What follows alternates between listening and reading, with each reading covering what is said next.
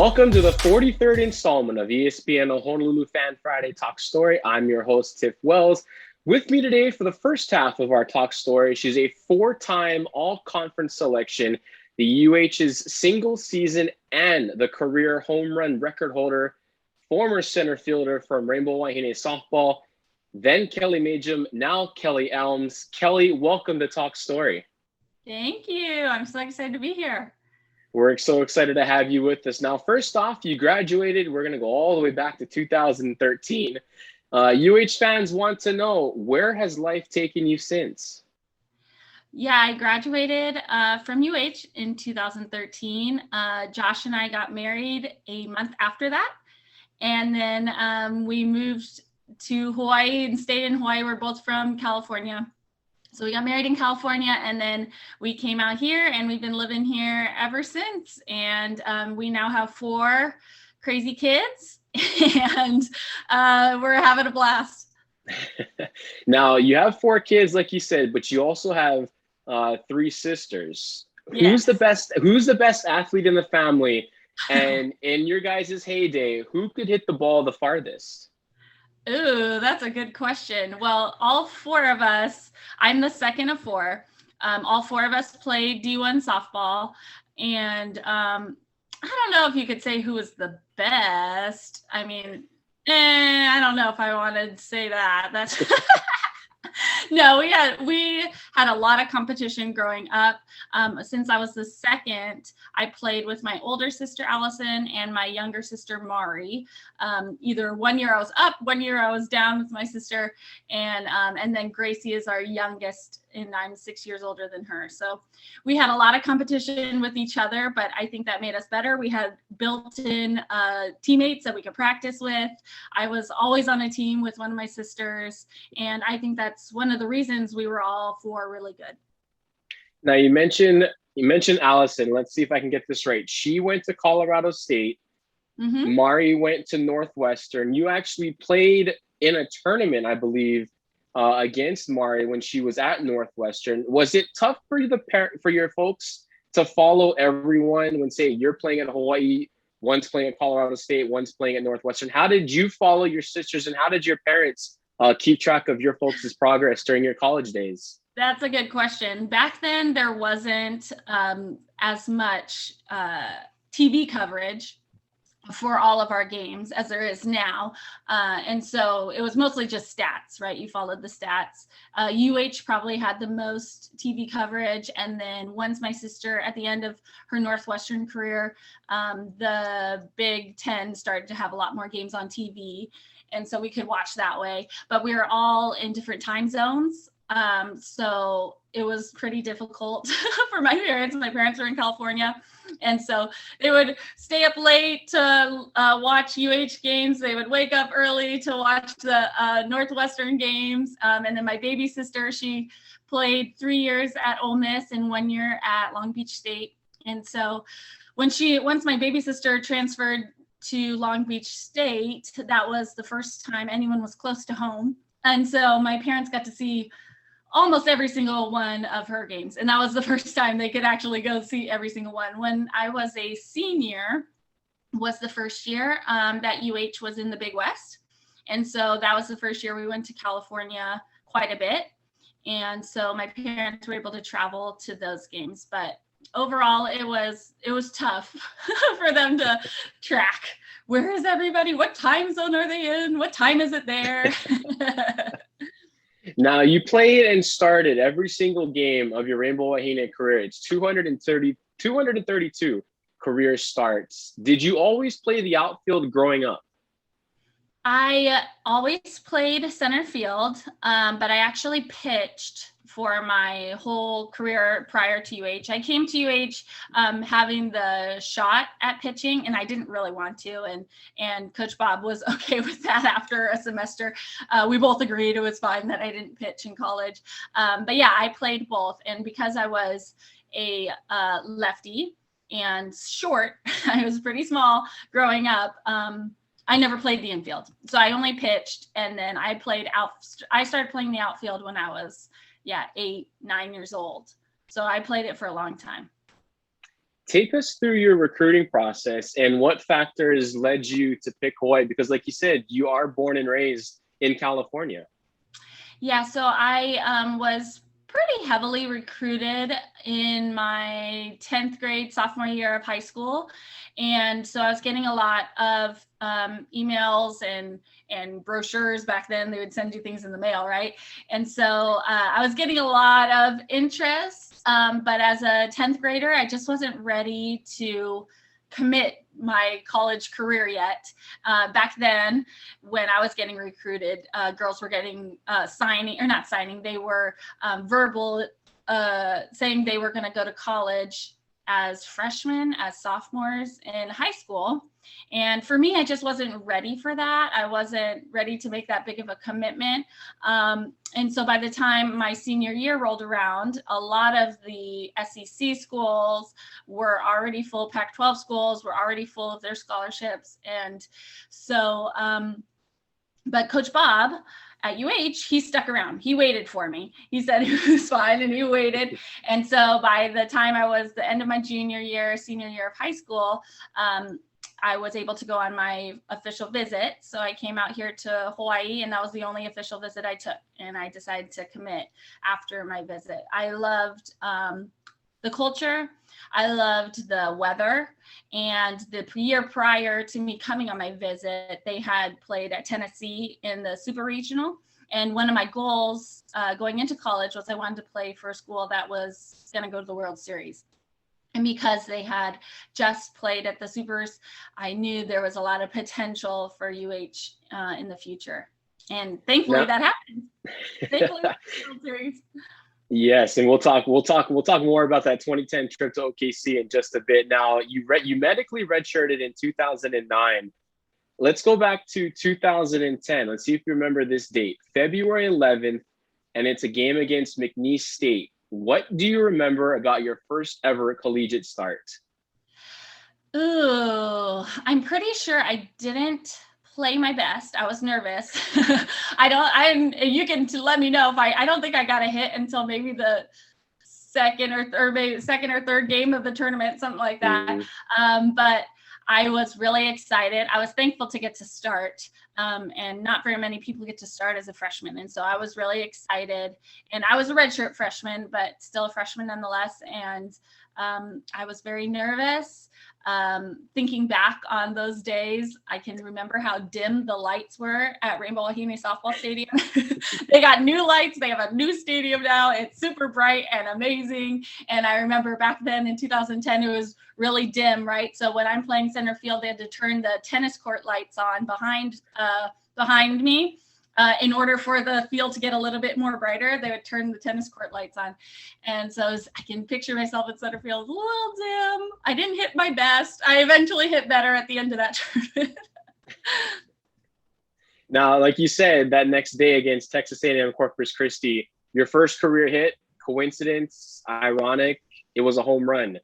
Take us through your approach, because normally you were the leadoff batter. So take us through your approach, and how does it vary for you each time you see a pitcher, maybe the second, possibly third time through the order? Yeah, so as a leadoff batter, I was a leadoff batter for a lot of my career growing up as well. I either hit first or third on many of the teams that I grew up on.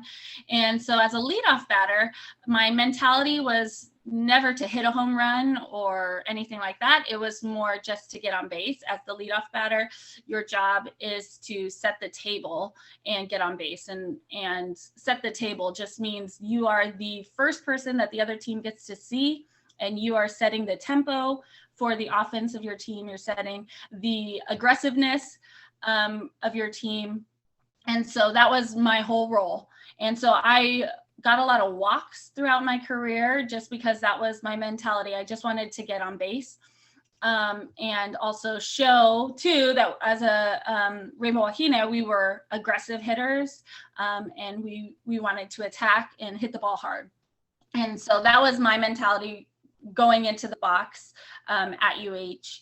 And as the games go on, you don't lead off ever again, really. I mean, if you do lead off an inning, it's maybe one time the whole weekend after the first inning, right? So really, it's just that first at bat, the first inning is where that mentality is really, really important. And then as the games go on, what I was looking for was just progress in myself and better at bats in myself, knowing what the pitcher threw before and making adjustments throughout my different at bats throughout the game. Now that 2010 season, of course, you win the WAC regular season title, you win the WAC tournament, you guys are seeded 16th, but you have to play the regional at Stanford. You win there, you go to Alabama, tough super regional against the #1 seed, Crimson Tide taking on a Kelsey Dunn. You guys lose the first game, find a way to win the second game. In that third game, you guys are down by a run. You're the home team by virtue of winning the coin flip. You take us through that at bat in the 7th inning, because it was a very key at bat, getting you on base, and then history happened with Jenna Rodriguez.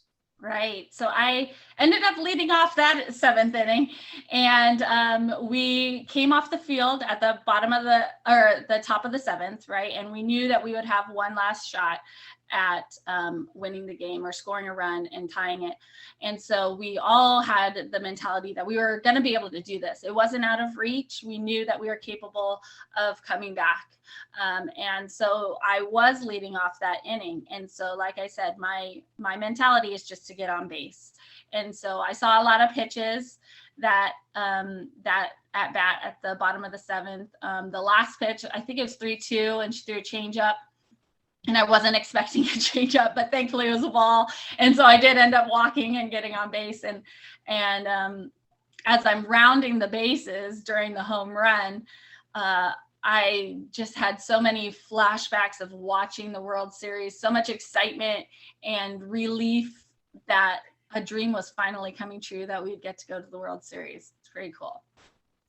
Now that 2010 season, of course, you guys make it to OKC. You guys shatter the single season home run record. Flash forward ahead rather to 2021, when local girl Jocelyn Alo in Oklahoma break your guys' record. How fitting was it that for a mid-major program like UH is in the Big West, then in the WAC, to have a national record for close to over 10 seasons, only to see it broken by a girl born and raised, or by a woman rather, born and raised here in Hawaii?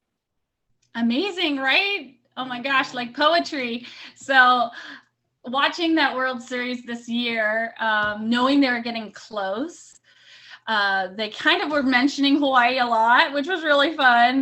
They'd say that during the commentary of the games and things. But man, Jocelyn had such a great season. She's had such a great career at Oklahoma, and she's gonna most likely shatter the career record for a single person, right, next year when she plays as a senior. And so she's just amazing.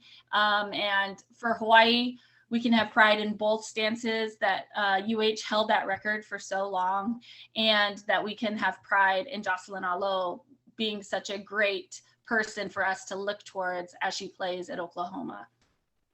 Now, we also have a unique story here, and this is your family, because former UH baseball pitcher, now he's an assistant strength and conditioning coordinator at UH. You mentioned earlier, he's your husband, Josh. So we have to ask, who noticed whom first, and how did your two stories develop together? Well, we went to high school together. We went to high school at Mountain Empire High School. It's this teeny, tiny little speck of a high school in the middle of a cow pasture. I'm not even joking. And it's in the middle of nowhere in Southern California. There doesn't seem like there would be a lot of nowhere in Southern California, but there is. And so we went to the same high school, but we didn't date in high school. We ended up starting dating let's see, the year after the World Series, I think. Somewhere around the World Series, we started dating. And so he went to a junior college in California for the first year that we dated, long distance. And then after that, he transferred out here to Hawaii to be with me. And so he sat in the stands through my junior and senior year at UH, and many people that were at the games knew exactly where he sat, and he was there every game, like stood out. He was redheaded, sat in the same spot. He's amazing, and he cheered me on through my last 2 years of college. And then we got married after I graduated, and he tried out for UH baseball and made it. So that following year, we were already married, and he walked on to the baseball team and was able to play his final season of eligibility as a Rainbow. And so we got to switch spots. I sat in the stands and got to watch him on the field for that last year. And I think I was more nervous in the stands than I would have been in center field. But it's really exciting and really fun. And our kids get to have both pictures of mommy and daddy in gobos. That's what they call it, gobos shirts.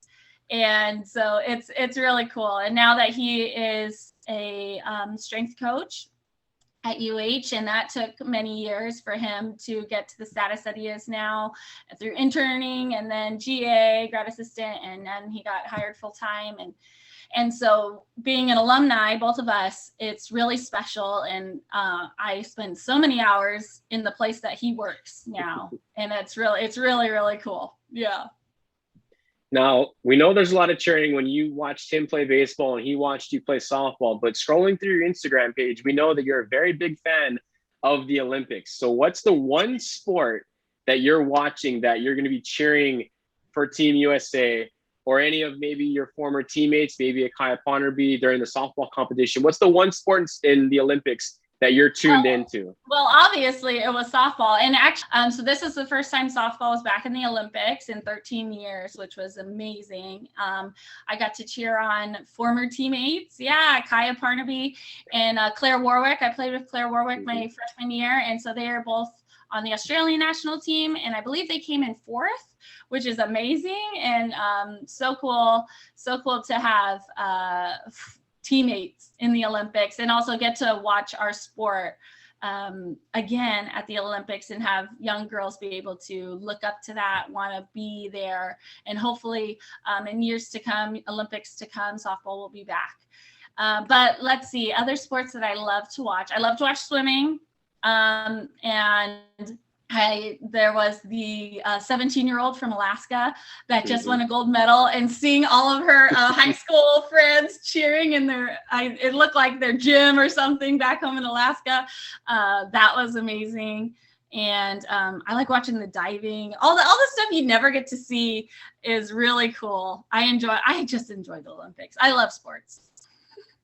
Now, last one here for you, Kelly, and we thank you for your time. Now, you mentioned not only are you married, you have 4 kids, but you also have this new side business. Tell us what it is, and if people are interested in maybe purchasing a product or 10, how do they go about putting an order in? Oh, thank you. Yeah, so right now I am a teacher. I'm a PE teacher at Liho Elementary in Kaimuki.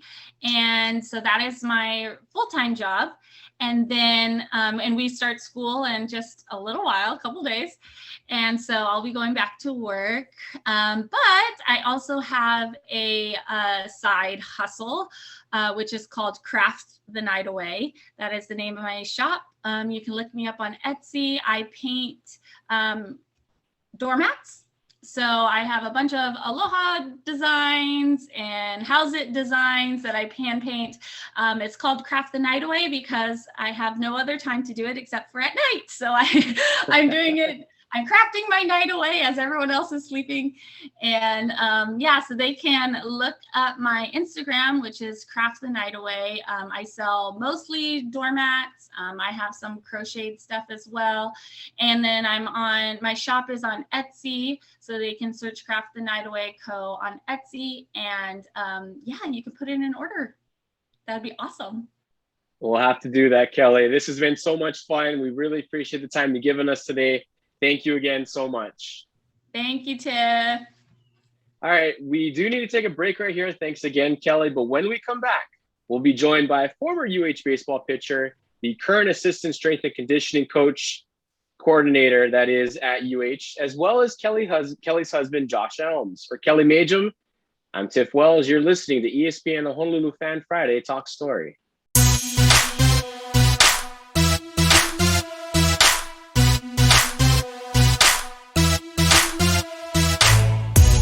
Welcome back to ESPN the Honolulu Fan Friday Talk Story. I'm Tiff Wells. Now with me, he's a former UH baseball pitcher, now the assistant strength and conditioning coordinator here at UH, and he's also the husband to Kelly Majam.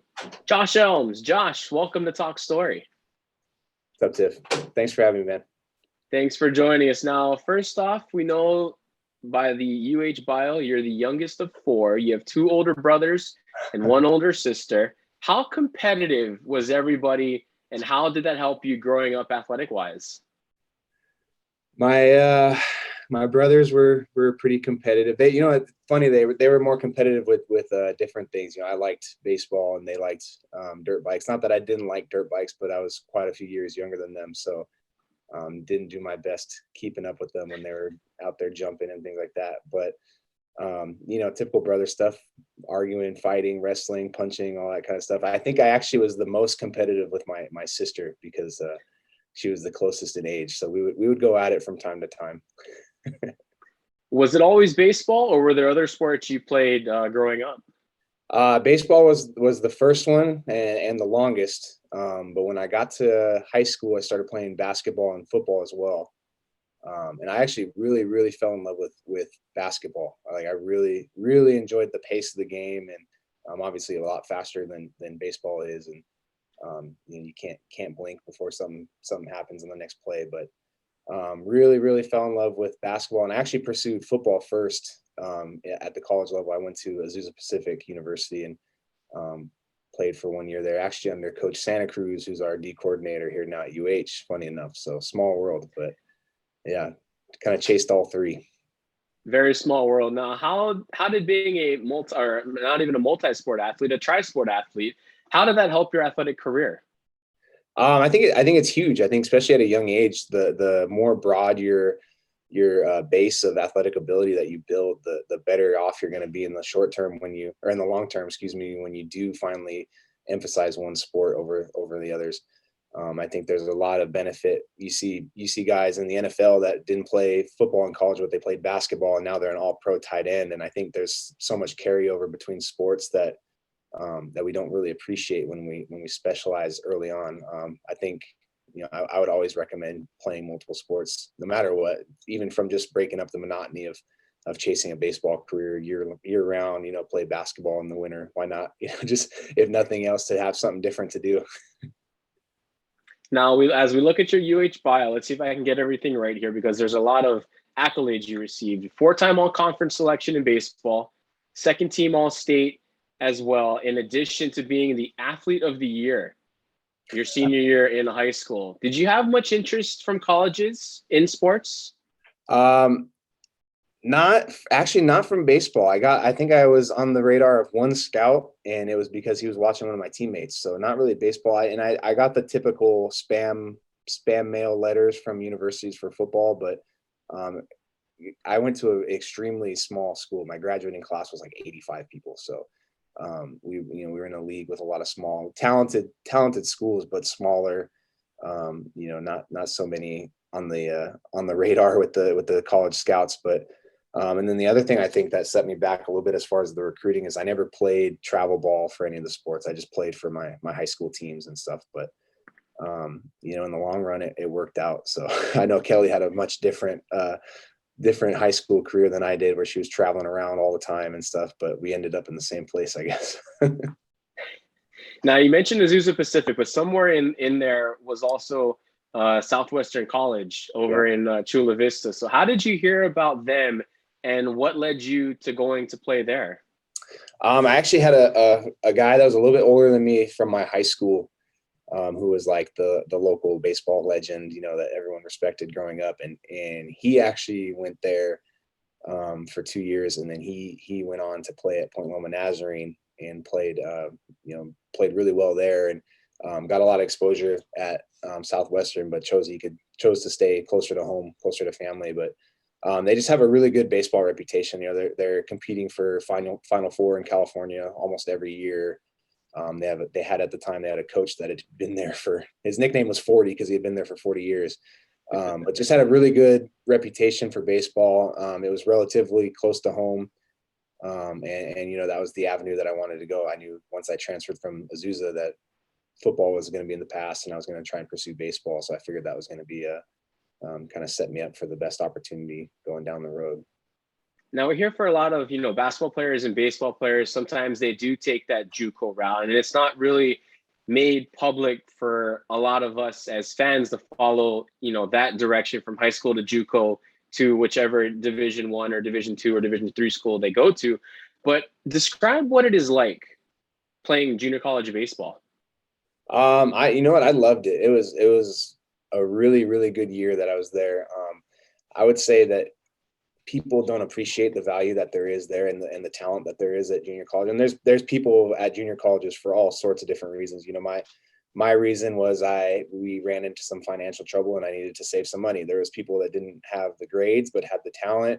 And then there's a lot of, with baseball being such a skill oriented sport, there's a lot of just late bloomers that maybe didn't get much exposure in high school and their career didn't pan out. And then, you know, we had a guy, our ace pitcher was not recruited by anybody out of high school. And he spent 2 years at a junior college and then ended up getting a full scholarship to BYU to play baseball. So there's so much talent and there's so many reasons why people are there that there's kind of this stigma about JUCO baseball. And if you've been around it, you know that some of it's true, but the talent there is, especially in a state like California, where there's just so many schools and it's so competitive. And, you know, you form these little rivalries between people that, you know, you ended up playing against each other in high school in Southern California and stuff too. So I think junior college I think it's extremely valuable, especially for a sport like baseball. I don't see, you know, it can be kind of frowned upon, but it's not like going there makes you a failure. It just means that you're taking a different route than what you kind of envisioned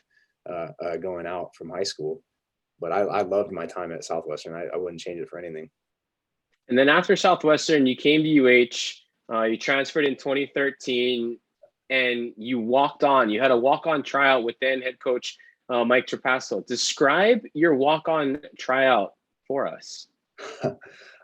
So actually, I transferred to UH 2 years prior to that. So I was at UH for 2 years as a regular athlete. I had some classes not transfer in for me. So I ended up not being eligible to walk on my first year. And then my last year, I just decided, like, why not give it a shot, and walked on. But yeah, I had the 1 day tryout. I remember I was the only one that was going to be there to try out just as a pitcher, which I thought was weird that there was that many people that thought they could be a two-way player at a Division I college. I thought that was a little bit funny, but so I had to sit through batting practice first and watch all that go down. And then I was the first one up to throw the bullpen when it came to the pitching session.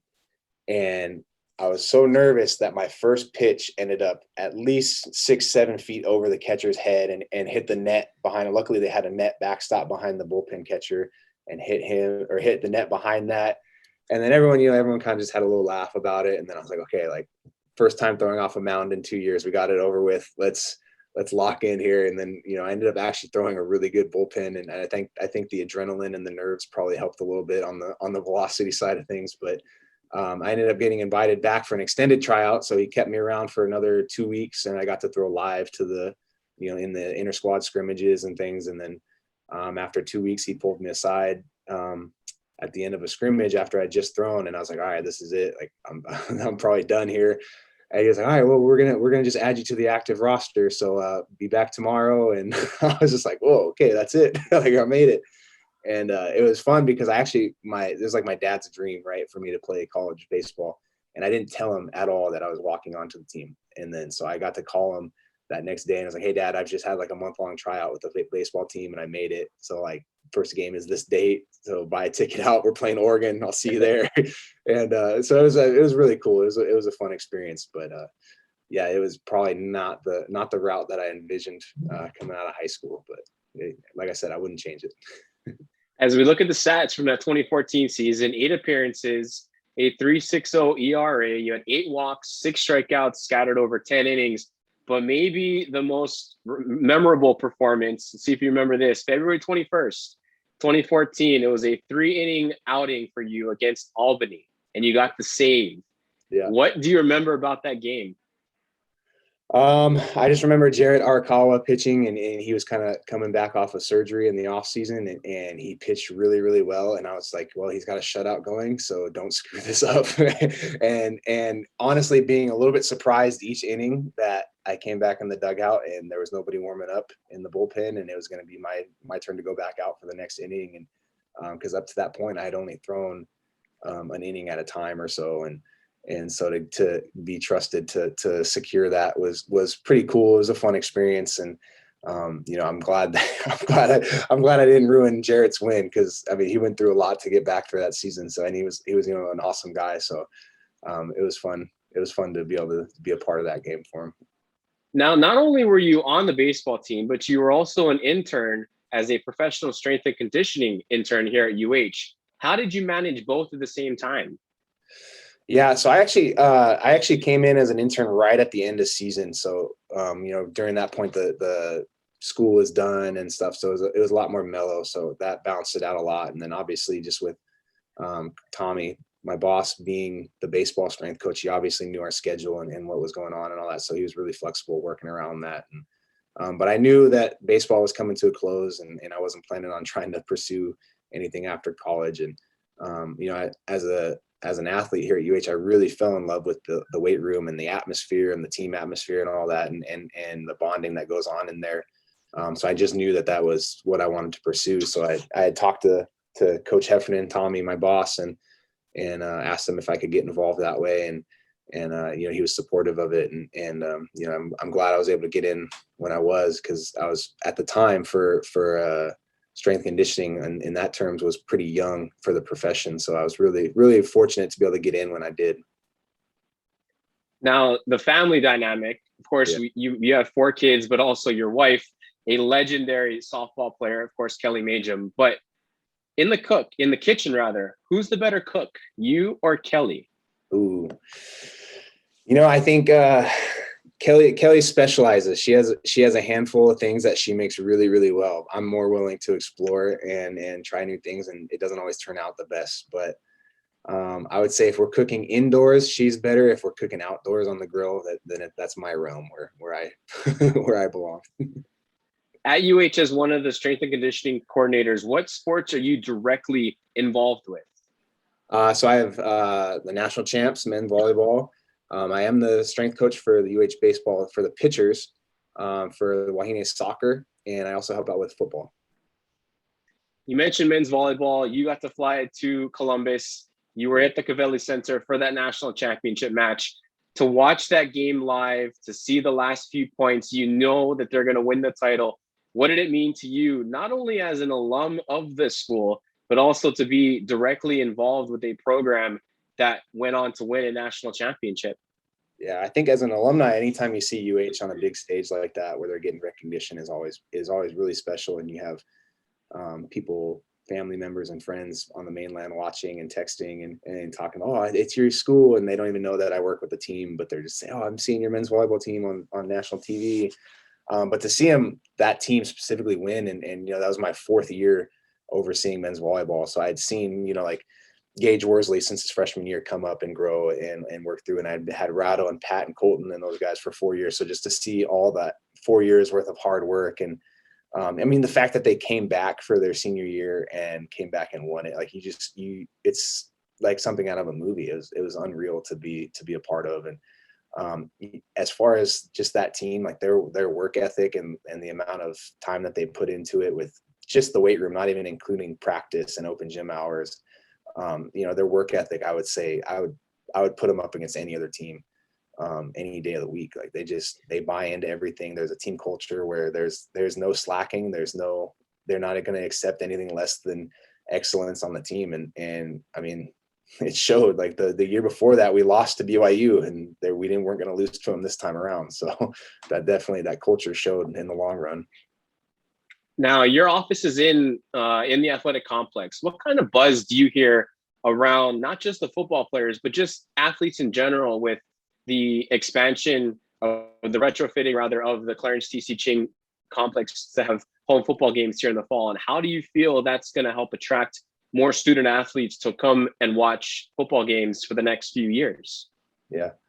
Well, I hear the buzz of the jackhammers and the drills and all that going on because it's right outside my office. But no, I think, I mean, everybody's excited. Just the fact that it's so available and it's right on campus, and you don't have to jump on the bus 4 hours before the game. And you know, not that people weren't willing to do that anyway, but just the fact that, hey, I can go grab lunch at whatever place and walk to the game now and watch it. And it's right here. I think just simple fact of the availability of it is going to lead to, you know, a huge increase, hopefully, in the student section and the attendance there. And just that it's something new and it's an investment that the university is making into the program. I think just naturally there's excitement around it. And, you know, it's a smaller stadium than what we're used to, but it's ours, you know, so there's going to be there's a lot of buzz, and I'm excited to see how they continue to expand it over the years and stuff. But I'm ready to see what it looks like and how the crowd sounds at that first game if we're allowed to have fans. And you know, it's definitely an exciting time on campus. Last one here for you, Josh. We thank you for your time. Now, we know that when Kelly played softball, you were in the stands and you were quite loud. And when you got a chance to be on the mound at the Les, Kelly was in the stands and she was quite loud. So we have to ask, who cheered on the other louder? Was it you or was it Kelly? Ooh.